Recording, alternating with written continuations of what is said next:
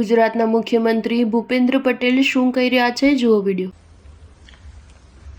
Bureau of Indian standard આજે 78માં સ્થાપના દિવસ ઉજવે છે, તેવા ગૌરવશાળી અવસરે મને સહભાગી થવાની તક મળી એ મારા માટે ગૌરવની વાત છે। વિશ્વ નેતા અને યશસ્વી વડાપ્રધાન શ્રી નરેન્દ્રભાઈએ સમગ્ર વિશ્વમાં ભારતનું સ્થાન અગ્રીમ હરોળમાં લાવી દીધું। ઇન્ડિયન સ્ટાન્ડર્ડ હવે વિકસિત દેશોની હરોળમાં સન્માનપૂર્વક લેવાતું નામ બન્યું છે। એક વ્યક્તિથી દેશના ઉત્પાદનો, સેવાઓ બધામાં કેટલો મોટો ગુણાત્મક બદલાવ આવી શકે તે મોદી સાહેબે દેશ અને દુનિયાને બતાવ્યું છે। આજકાલ ક્વોલિટી પ્રોડક્ટ, ક્વોલિટી સર્વિસ અને સ્ટાન્ડર્ડ લાઈફનો સમય છે, ત્યારે લોકોની માંગ અને અપેક્ષા બે એ માટે વધ્યા છે। આપણા વડાપ્રધાનશ્રી એટલા માટે જ આપણને મંત્ર આપ્યો છે કે make in India, made for the world.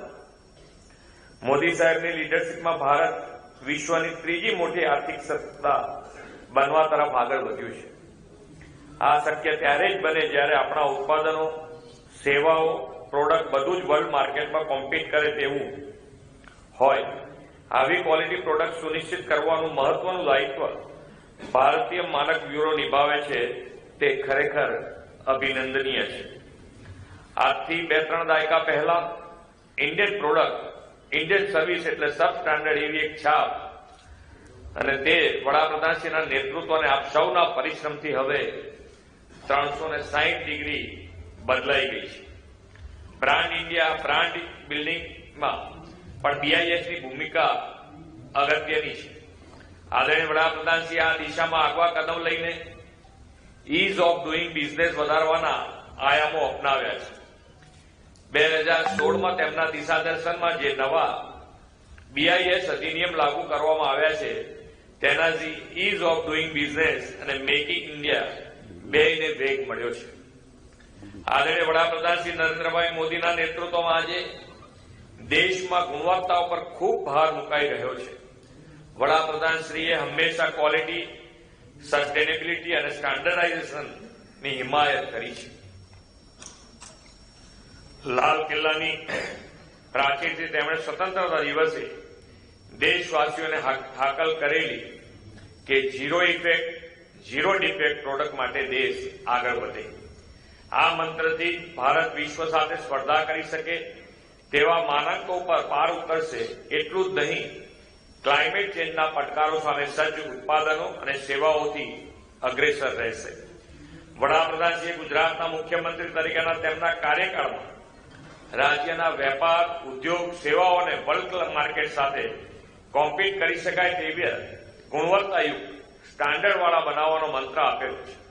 તેમણે ગુજરાતમાં એવું વર્ક કલ્ચર વિકસાવ્યું છે કે માત્ર ઉપભોક્તા ઉત્પાદનો જ નહીં, પ્રજાને મળતી સરકારની સેવા સુવિધાઓ પણ ગુણવત્તા અને સ્ટાન્ડર્ડ જળવાઈ રહે। તેમના નેતૃત્વમાં 2009માં ગુજરાતની CM office ISO 9001 quality service certification પ્રાપ્ત કરનારી દેશની પ્રથમ સીએમ ઓફિસ બની હતી।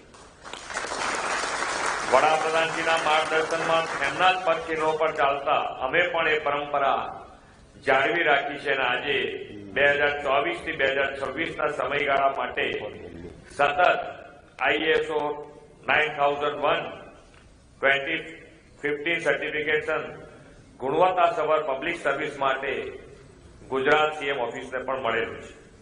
રાજ્ય સરકારે પ્રોક્યોરમેન્ટ પોલિસી, ખરીદ નીતિ 2024 અને બીઆઈએસ પ્રોડક્ટને ખરીદ માટે માન્યતા આપવાનું નિર્ધારિત કર્યું છે।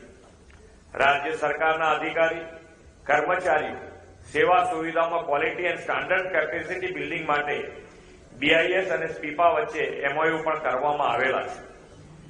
મારે બીઆઈએસ ગુજરાત પ્રાંતને અભિનંદન આપવા છે કે યુવાનોમાં જીવન સ્તર સુધારવા અને ક્વોલિટી લાઈફ માટેની અવેરનેસ ઉભી કરવા 1200 સ્ટાન્ડર્ડ ક્લબ કાર્યરત કરી છે।